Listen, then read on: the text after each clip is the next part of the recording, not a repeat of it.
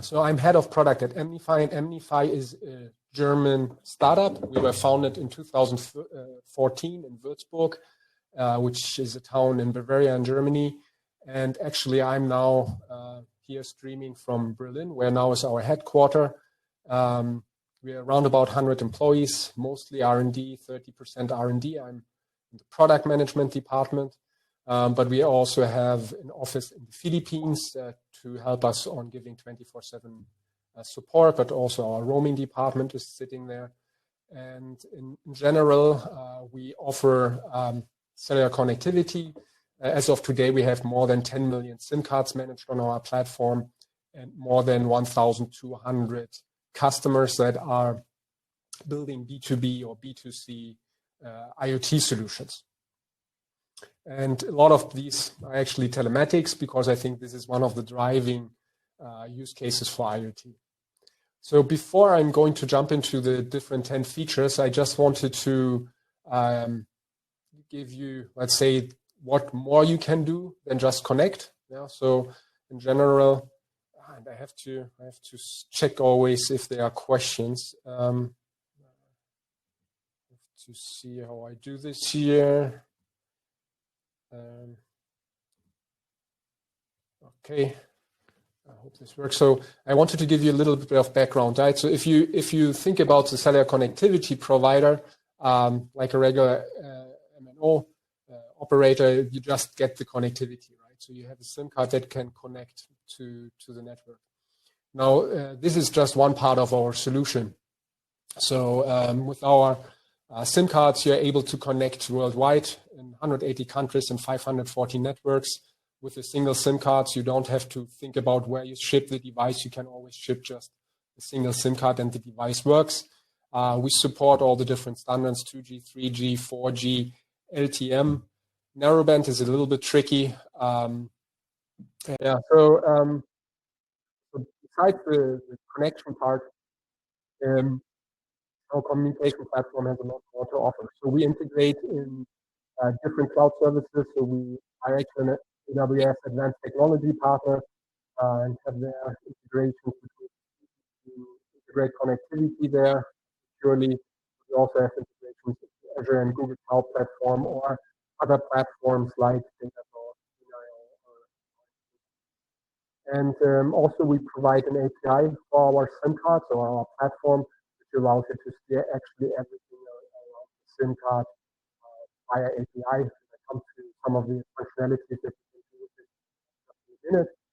And I think the most crucial thing about a communication platform for IoT is really that the platform helps you to operate a large set of devices or SIM cards that are out in the field. And cellular connectivity is probably one of the most reliable connectivity options, but still, if you have thousands of devices out there, then you want to be able to troubleshoot the device that's not working. And this is what our communication platform helps you to do. And with that, we can start with the first feature. If you think about connectivity, you can always go with a local operator SIM card, but the issue is that you always have just one network to access, which is of course troublesome if your fleet travels over distant areas, and so you want to be able to switch the network. Yeah, so that you're not only relying on one network but on multiple networks. But there's also another functionality which is multi-IMSI, and I'm going to go into this. So multi-network is really, if you lose coverage with one network, then you hand over to a different network. So let's say, for example, from AT&T to T-Mobile US. Yeah. But then there's also another thing. So if you, for example, have a SIM card from, let's say, Deutsche Telekom, and you roam in the US at AT&T, and Deutsche Telekom has an issue, then even your SIM card in the US will not work. Yeah, if the core network is affected. And it doesn't happen a lot. Yeah, so there's very seldom. But if you really want to have reliable connectivity, then you can use multi-IMSI approaches, where basically the SIM card does not only have one operator on it, but multiple ones.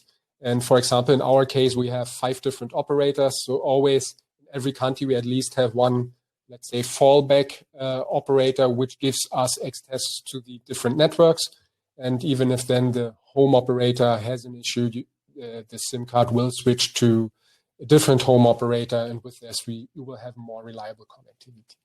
So this is really about service availability. If your data is really crucial to have, then this helps you to really have a reliable connectivity. But this does more, let's say, go on the cellular side. Now I want to go more onto the platform side. So the second feature, which, let's say, basically all of our customers are using, is the web portal. So we have a web portal that really allows you to manage anything about the SIM cards and the connectivity. And then with this web portal, everything that you can do on the web portal can also be done via an API. And the web portal basically gives you an overview of the connectivity status of all of the devices really in real time. If the device goes online, you see that it is going online. If there's an error, you see directly what the error is and why it's not able to send data. And you can take counter actions, and I will present it later in the further features. So a very, let's say,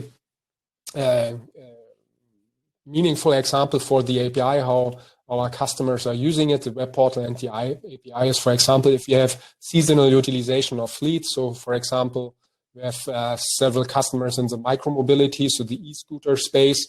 They are not going out, of course, in the winter as much as in the summer. So they have deactivated the SIM cards, so their SIM card contract over the winter, just to save costs on the connectivity piece.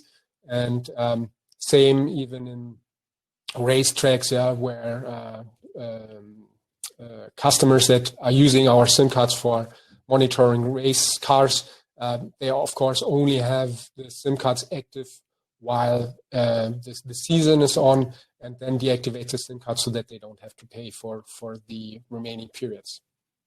And this even can be optimized, and this is where the strength is of a communication platform. If you have an API which allows you to integrate that functionality actually into an app. So you could, for example, if you sell a GPS or a telematics device with connectivity included, then and the end customer purchases a service from you for this device, then basically on when the customer activates the device with the QR code, you could also activate the SIM card, so the contract just starts then. And at the same time, if the customer decides, I don't want to work anymore with you, then the customer can click on your app, I cancel the contract with the telematics provider, and at the same time, the SIM contract is canceled. And with that, there are no further costs that apply to you. And this really helps you to scale, because you don't have to think about how you manage the different SIM cards, the different contracts. It's basically making everything automatic that is for handling the connectivity. A key thing, what this portal allows you, as I pointed out earlier, is to operate everything about the connectivity. And connectivity is, from one side, it's very simple. It works or it doesn't work. But if you look a couple of layers deeper, actually what operators are doing to troubleshoot connectivity, if there's something going wrong, they're looking at signaling. Signaling happens actually before the data is sent. And there the network communicates with the device. Are you allowed to send the data? Are you allowed to attach here? Is this a network that you can use, or a radio technology that you can use? And all this information of the signaling events we display in our portal in a meaningful way, so that your support operations team can troubleshoot, okay, this device is working or not. So there are different error cases that can happen. And with this view, your support team is then really able to resolve these issues based on these information in the signaling events. One feature which is not, let's say, per customer, it's maybe not used too much, right? So it's just happening maybe 1 out of 1,000 devices. But it's still a critical functionality. It's this reset connectivity. So what does this mean? Sometimes the telematics or GPS devices, they just end up with a weird network state. Yeah, so they believe they are connected to the network. The network does not take up any communication from the device. They have, let's say, a different view on how this communication is working, and sometimes they just don't recover. You probably experience this sometimes also with your normal smartphone, where you are seemingly attached to a network, but you cannot really establish a call or get data. And there's a functionality to reset basically the network itself. So, basically that's a feature where you can, on a click, send a network reset, and then the antenna or the visited network will clean up, reset all its state, and will then allow the device to attach again from start. As said, not happening a lot, but if it happens, it's really destroying the communication, and this is a way to revive that, without really going on site or needing to restart the device. Another functionality that our customers are using is network blacklisting. Yeah, so it depends on the region where the networks where your devices are deployed. But we have access to 540 networks, not all of the same quality, especially in different regions. So there are some, let's say, customer preferences for specific networks, or in specific regions there is just the network is unstable. So with this network blacklisting, you can block specific networks, or if you actually include the API or API into your application that your customers are using, your customers can directly influence that. Yeah, they can say, "Hey, I don't have any connectivity right now here. I don't want to use Movistar anymore, and want to use Claro instead." Then they can blacklist this network and rely on their preferred network. Yeah, very powerful feature. It's also, again, another way to make it more meaningful to operate the solution. Feature 6, it's private static IP and VPN. Traditionally, for GPS trackers itself, it's not heavily used. But if you think about new telematics applications like dash cams, cold chain, where, let's say, the devices are more powerful and maybe also are just being built and always need new firmware upgrades and so on, there this becomes really powerful because it's last resort for your support team to access the device. So usually if you get a regular SIM card, you cannot access the device because you get dynamic IP addresses. You would not have a IP to access them. It's changing all the time. With our service, we're always giving out private static IP addresses and a means to access the device via VPN. Yeah, so you can basically do an SSH connection to the device, execute commands on it, get logs, trigger anything that your support team would do in a lab environment where they directly have access to the device.